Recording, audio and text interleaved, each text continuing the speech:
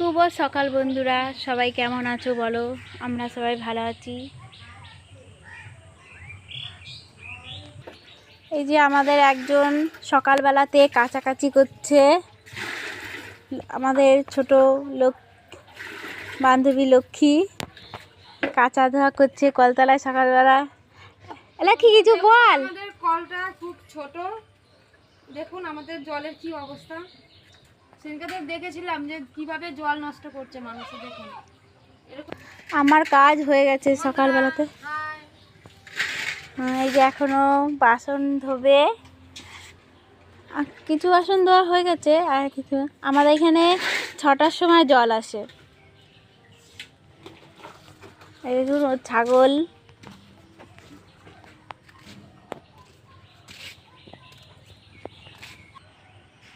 দেখুন আমাদের পুকুরে এখানে একটা